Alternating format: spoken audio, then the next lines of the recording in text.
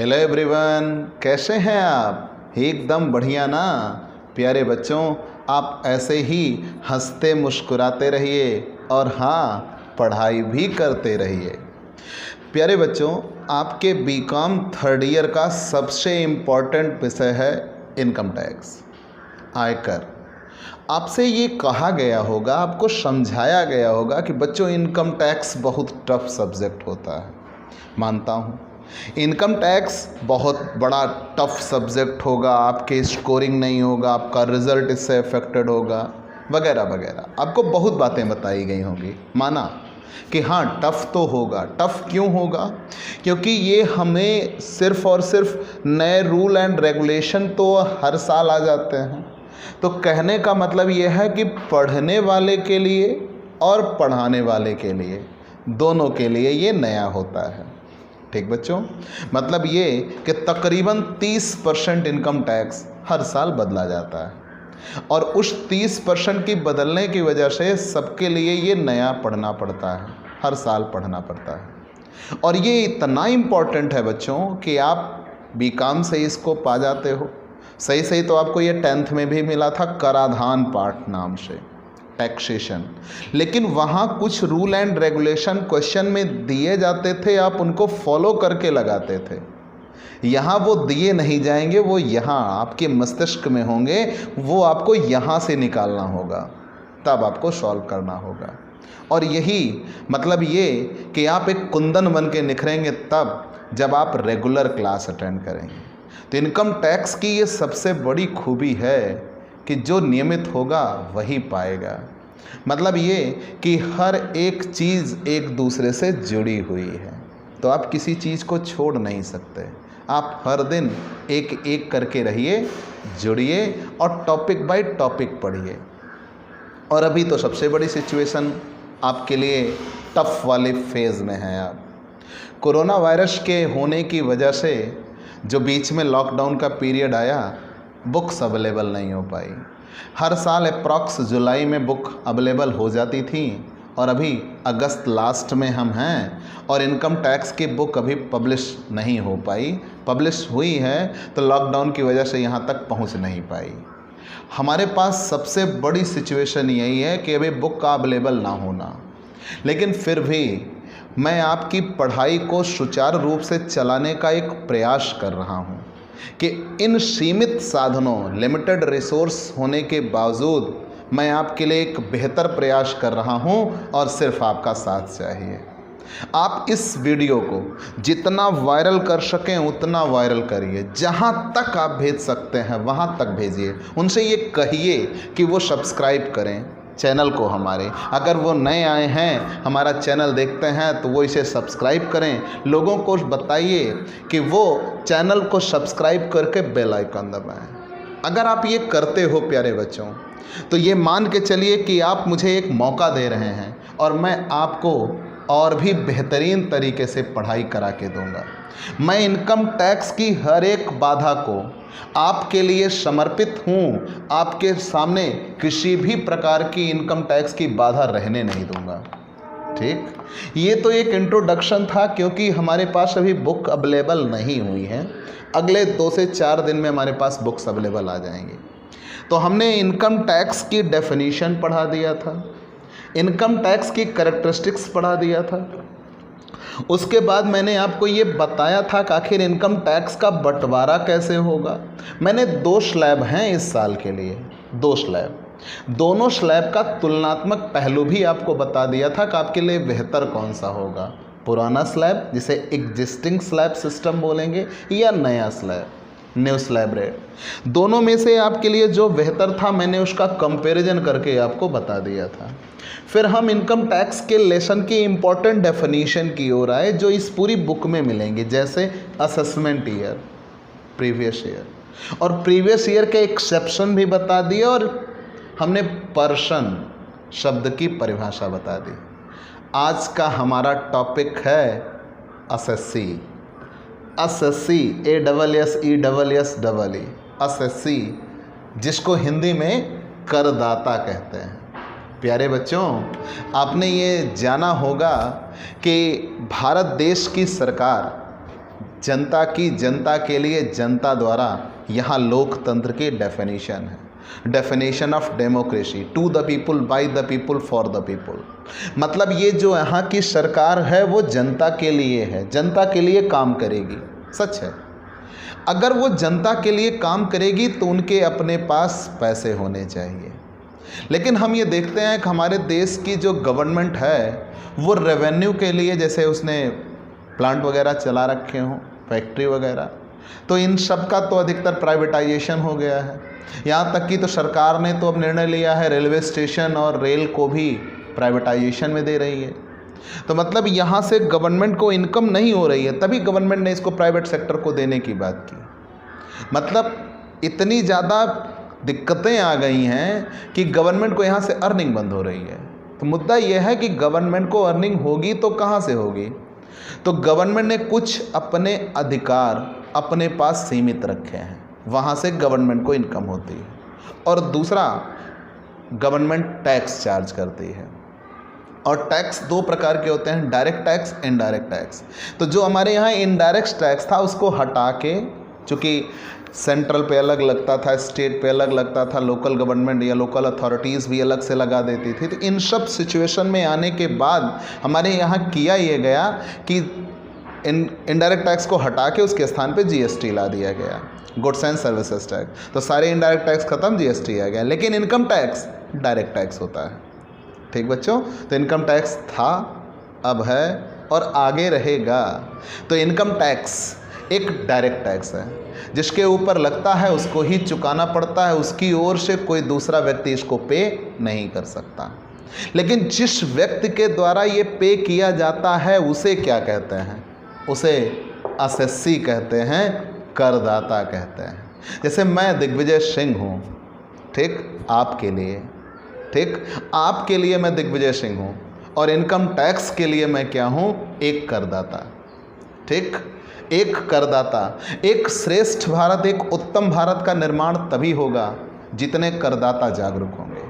कारण यह है कि अगर आप अपने ऊपर लगाए जाने वाले कर का भुगतान करते हैं तो इसका सीधा मतलब ये बनता है कि आप अपनी सरकार के हाथों को मजबूत करते हैं, और आपकी सरकार जितनी मजबूत होगी आपका देश उतना ही तरक्की करेगा।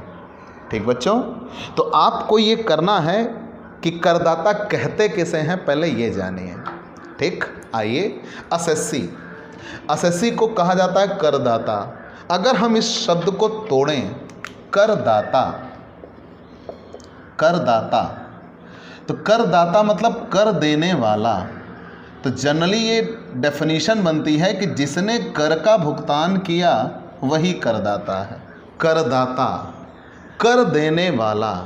तो कर देने वाला व्यक्ति ही करदाता होगा, सत्य है। लेकिन ये उसकी एक लिमिट है। मैंने ये कहा कि अगर हम इतना कह रहे हैं कर देने वाला, तो करदाता को हमने बहुत छोटा कर दिया। ठीक, बहुत सी ऐसे रूल एंड रेगुलेशन हैं जो आपको जानने होंगे, पहचानने होंगे। आप अगर इस शब्द पे आते हो बच्चों तो आप दिक्कत कर रहे हो। तो यहाँ से केवल एक सेंटेंस निकल के आया, कर देने वाला, मतलब जो कर का भुगतान कर चुका हो वो एसएससी है। यहाँ से यही अर्थ निकलता है, ऐसा नहीं है। इनकम टैक्स की डेफिनेशन में ये कहा गया है कि निम्नलिखित को हम करदाता कहेंगे। किसको किसको? चलिए एक तरफ से जानते हैं। सबसे पहला, वो व्यक्ति जिसने कर का भुगतान कर दिया हो। तो आपने अभी तो यही पढ़ा, जिसके द्वारा कर का भुगतान किया जा चुका है उसे हम करदाता कहते हैं। मान लिया वो व्यक्ति भी करदाता होगा जिसकी आयकर की गणना के लिए आय की विवरणी बनाई जाती है।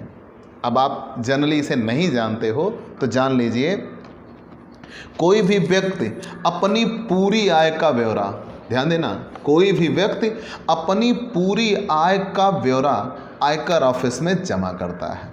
कैसे? आप पूरे साल जितना पैसा कमाते हो, 1 अप्रैल से लेकर 31 मार्च तक जितना भी पैसा कमाते हो, अपनी पूरी आय का ब्यौरा स्वयं आयकर ऑफिस को देते हो। उसे हम ITR कहते हैं, इनकम टैक्स रिटर्न फाइल करते हो, वो सब आगे आप पढ़ोगे। उसके लिए आपको 4 तरीके मिलते हैं। एक स्वयं कर निर्धारण होगा, एक नियमित कर निर्धारण होगा, एक सर्वोत्तम निर्णय कर निर्धारण होगा, एक पुनः कर निर्धारण होगा। तो मुद्दा ये बना कि आपने ये कहा कि कर देने वाला करदाता कहलाता है। जिसने कर का भुगतान कर दिया है हम उसे करदाता कहेंगे। तो मैंने कहा सच है, ये सर्वथा सच है कि कर का भुगतान करने वाला करदाता होता है। लेकिन कुछ और भी हैं जो करदाता होते हैं। कौन? तो कोई ऐसा व्यक्ति जिसकी आयकर की गणना के लिए, ध्यान देना, कोई ऐसा व्यक्ति जिसकी आयकर की गणना के लिए आय की विवरणी निकाली गई और आय की विवरणी के अनुसार उस पर आयकर लगना है और आयकर लगाने की कार्यवाही प्रारंभ की जा चुकी है, उसे हम करदाता नाम से ही बुलाएंगे। इनकम टैक्स उसे करदाता शब्द से ही संबोधित करेगा। मतलब ये कि अभी उसने पहले इनकम टैक्स रिटर्न फाइल किया, साल भर की अपनी आय का पूरा ब्यौरा उसने बताया कि हमने इस जगह से इतने पैसे कमाए।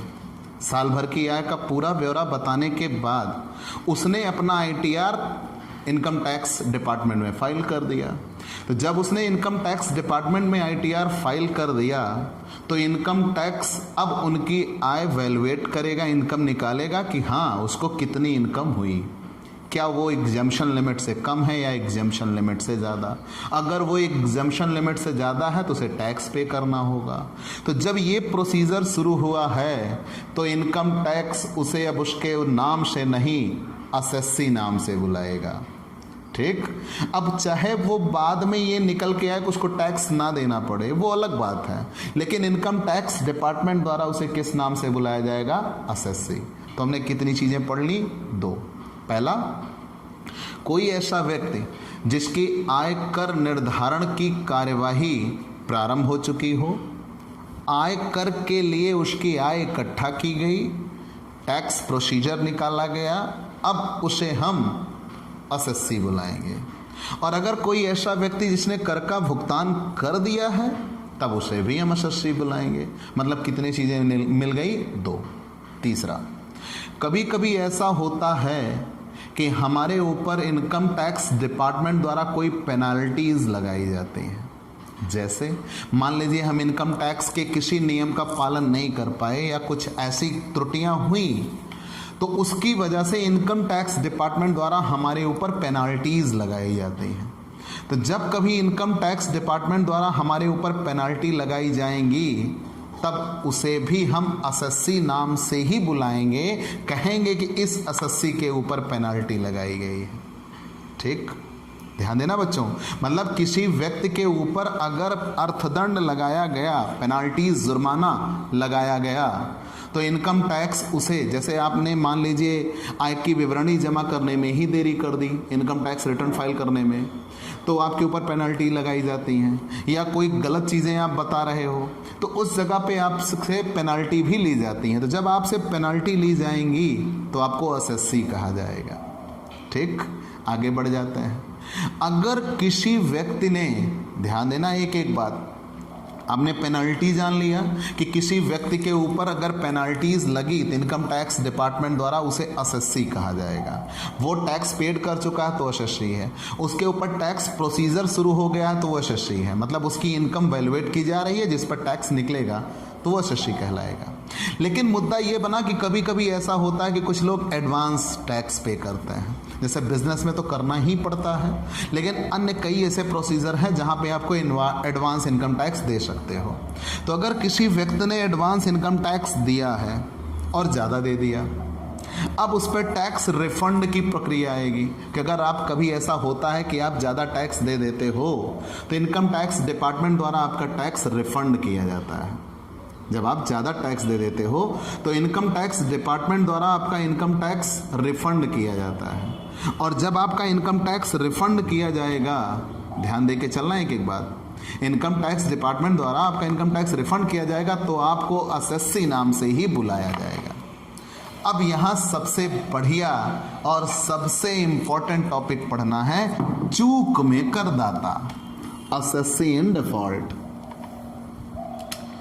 चूक में करदाता, चूक में करदाता, चूक में करदाता, assessee in default, ASSEEE, assessee in default, assessee in default, चूक में करदाता। ठीक, चलिए तो प्यारे बच्चों, बेहद इंपॉर्टेंट नियम है चूक में करदाता। जब हम इसे पढ़ लेंगे इसके बाद एक और आएगा डीम्ड एसएससी, प्रतिनिधि करदाता, डीम्ड एसएससी, ASSEEE, प्रतिनिधि या माना हुआ करदाता, प्रतिनिधि करदाता। ठीक, तो चलिए सबसे पहले हम आते हैं चूक में करदाता। चूक में करदाता कहेंगे किसे, एक तरफ से आते हैं बच्चों। तो चूक में करदाता पहले कुछ उदाहरण बताते हैं। ठीक, आपने केबीसी देखा है? अरे वही कौन बनेगा करोड़पति। तो एक जनरल आपको उदाहरण दे रहा हूँ। तो जब आप कौन बनेगा करोड़पति पे आते हो तो अमिताभ बच्चन साहब कहते हैं, देवियों और सज्जनों, आपका हॉट सीट पे स्वागत है। आप उस कंप्यूटर स्क्रीन के सामने जिस पे आपसे क्वेश्चन पूछे जाते हैं, आप उस हॉट सीट पर बैठ जाते हो और फिर कहते हैं आपके सामने ये रहा इतने रुपए का प्रश्न। आपसे क्वेश्चन पूछा जाता है, कुछ क्वेश्चन के आप जवाब देते हो और आप कुछ रुपए जीतते हो। तो वो कहेंगे अब आप जीत चुके हैं 25 लाख रुपए और ये रहा आपका 25 लाख रुपए का चेक। आपको ऐसे चेक देते हैं तो आप वो अपनी शीट पे बैठे होते हैं, आप सामने वाली शीट पे होते हैं, तो आपको ऐसे चेक पकड़ाया जाता है और उधर से आप जब ऐसे चेक पकड़ते हो तो तुरंत एक फ़ोटो क्लिक की जाती है और वो तुरंत ये कहते हैं कि आप अभी बहुत अच्छा खेल रहे हैं और कमाएंगे, ये चेक हम अपने पास रख लेते हैं। क्यों भाई, हमने जीत लिया ना, वो क्यों रख ले रहे हैं? ये चीज़ पीछे चूक में करदाता है। कैसे, अब आप जानिएगा।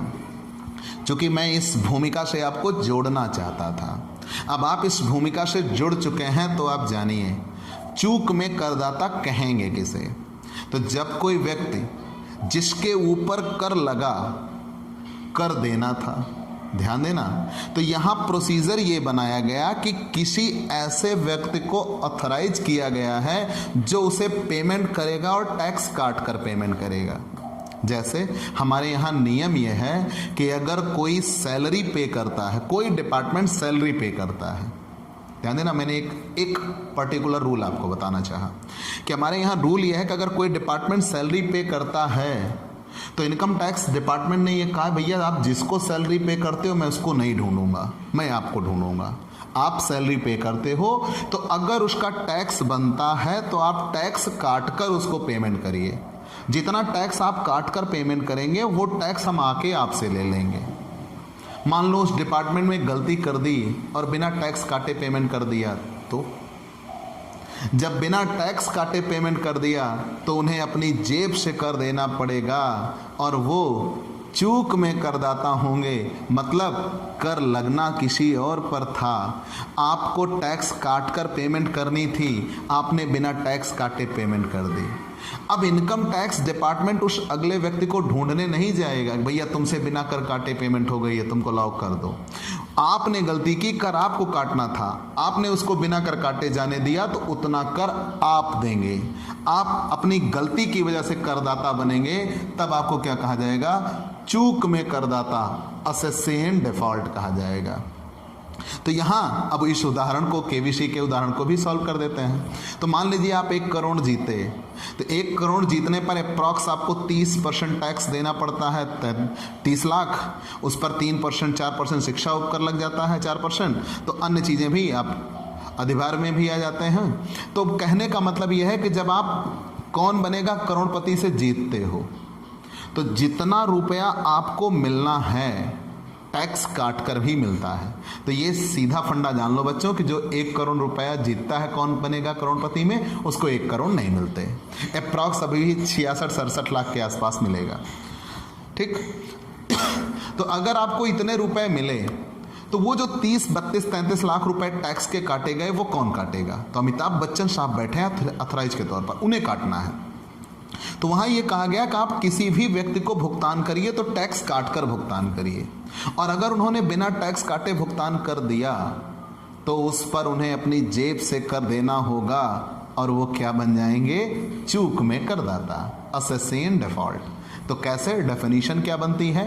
अगर किसी व्यक्ति को कर काट कर भुगतान करना था और हमने बिना कर काटे ही भुगतान कर दिया, ध्यान देना, अगर किसी व्यक्ति को कर काट कर भुगतान करना था और हमने बिना कर काटे ही भुगतान कर दिया, तो उस पर जितना टैक्स बनता था वो टैक्स हमें अपनी जेब से देना होगा, और हम असेसी इन डिफॉल्ट कहलाएंगे, चूक में करदाता कहलाएंगे। ठीक, अब हम आते हैं डीम्ड एसएससी। प्यारे बच्चों, ये चूक में करदाता और ये डीम्ड एसएससी दोनों छोटे छोटे क्वेश्चन में पूछे जाते हैं। करदाता तो आएगा तो पूरा 10 नंबर में आएगा, लेकिन ये सब आएंगे 2-2 नंबर में या उससे ज़्यादा में भी आ सकता है। तो वो आपके एग्ज़ाम में जैसे क्वेश्चंस बनाए जाते हैं, तो जो छोटे छोटे क्वेश्चन होते हैं यहाँ पूछे जाते हैं। डीम्ड एसएससी किसे कहते हैं? प्रतिनिधि करदाता, माना गया करदाता। अगर किसी व्यक्ति के छोटे बच्चे हैं, या कहीं कभी ऐसा होता है कि कोई ऐसा व्यक्ति हो जिसके पास ज़्यादा प्रॉपर्टी हो और उसके माता पिता की किसी दुर्घटना में मृत्यु हो जाए, तो उसकी संपत्ति जो होती है उसके बच्चे के लिए ट्रांसफ़र हो जाती है, क्योंकि वही उसका मालिक होता है, वारिस होता है। तो जब कभी ऐसा हुआ कि किसी व्यक्ति के पास काफ़ी ज़्यादा प्रॉपर्टी है और उसकी मृत्यु हो गई, उसकी संपत्ति उसके बच्चों के नाम ट्रांसफ़र हो गई, और बच्चा अभी उसका क्या है? नाबालिग है, माइनर है, तो उसकी संपत्ति की देखरेख के लिए कोई केयर टेकर नियुक्त कर दिया जाएगा जो उसकी संपत्ति की देखरेख करता है। तो वहां पे ये होगा कि उनकी संपत्ति जितनी बढ़ती है, उस बढ़ी हुई संपत्ति पर उस बच्चे को टैक्स देना है। अब वो बच्चा टैक्स नहीं देगा, उसकी ओर से वो जो केयर टेकर नियुक्त किया है उस संपत्ति पर वो टैक्स देगा। ठीक, तो उसे ही डीम्ड एसएससी कहते हैं। तो ये वो करदाता होता है जो किसी दूसरे व्यक्ति की ओर से उसकी संपत्तियों पर बनने वाले कर का भुगतान करने के लिए उत्तरदायी होगा, उसे ही क्या कहा जाएगा? डीम्ड एसएससी कहा जाता है, प्रतिनिधि करदाता कहा जाता है, माना गया करदाता कहते हैं। मतलब वो खुद करदाता नहीं होता, बल्कि किसी दूसरे व्यक्ति की आय के लिए उसे करदाता मान लिया जाता है। ठीक बच्चों, बल्कि उसे किसी दूसरे व्यक्ति की आय के लिए करदाता मान लिया जाता है। अगर वो खुद की आय पर कर देता तो उसे हम एसएससी कहते हैं, लेकिन यहाँ वो क्या है कि किसी दूसरे व्यक्ति की आय पर वो कर दे रहा है, उसकी अपनी संपत्ति नहीं है, किसी दूसरे की संपत्ति के लिए उसको रिस्पॉन्सिबल बनाया गया है, उसको केयर टेकर नियुक्त किया गया है, तो उस पर बनने वाले कर का भुगतान उसे करना होगा, उसी की संपत्तियों में से वो भुगतान करेगा, वो अलग बात है, लेकिन पेमेंट मोड उसके द्वारा किया जाएगा। तो उस व्यक्ति को हम क्या कहेंगे? प्रतिनिधि करदाता कहेंगे। ठीक बच्चों, तो करदाता की डेफिनेशन में आपको इतना ही पढ़ना था। बेसिकली हमने जाना करदाता कहते किसे हैं? कर देने वाला। तो कर देने वाले व्यक्ति को करदाता कहते हैं। लेकिन फिर हमने ये भी बताया कि कोई ऐसा व्यक्ति जिसकी आयकर निर्धारण के लिए या आयकर की कार्यवाही के लिए आय की गणना की जा रही है तो उसे करदाता कहेंगे। कोई ऐसा व्यक्ति जिसने अर्थदंड चुकाया हो, मतलब जिसके ऊपर पेनल्टी लगी हो, उसे भी करदाता कहेंगे। कोई ऐसा व्यक्ति जिसके ऊपर मान लीजिए टैक्स लगा था, उसने ज़्यादा टैक्स पे कर दिया, अब इनकम टैक्स डिपार्टमेंट द्वारा रिफंड आएगा, तो उसे भी एसएससी कहते हैं। ठीक, और असेसी इन डिफॉल्ट किसे कहते हैं? कि जो व्यक्ति किसी दूसरे की ओर से, मतलब उसको कर काट कर भुगतान करना था, किसी दूसरे को कोई पेमेंट करनी थी और कर काट कर पेमेंट करनी थी, लेकिन उसने गलती की और बिना कर काटे पेमेंट कर दिया, तब उसे हम क्या कहेंगे? असेसी इन डिफॉल्ट कहेंगे। और डीम्ड एसएससी, तो डीम्ड एसएससी में ये कहा गया है बच्चों कि अगर किसी व्यक्ति की ओर से आप टैक्स देते हो, ध्यान देना, यहाँ भी आप किसी दूसरे के लिए टैक्स पे करते हो, लेकिन आप अपनी गलती की वजह से टैक्स पे करते हो। अगर आपने उनको पेमेंट काट के दिया होता, टैक्स काट के दिया होता, तो आपको टैक्स ना देना पड़ता अपनी जेब से। यहाँ आपने गलती की, तब आप डिफ़ॉल्ट, असेसी इन डिफ़ॉल्ट बने। लेकिन यहाँ पे क्या होगा कि आपने कोई गलती नहीं की, आप किसी दूसरे व्यक्ति की ओर से कर चुकाने के लिए रिस्पॉन्सिबल हैं, ठीक उस जगह पे आपको क्या कहा जाएगा? डीम्ड एसएससी कहा जाएगा। तो ठीक बच्चों, आज की इस क्लास में इतना ही।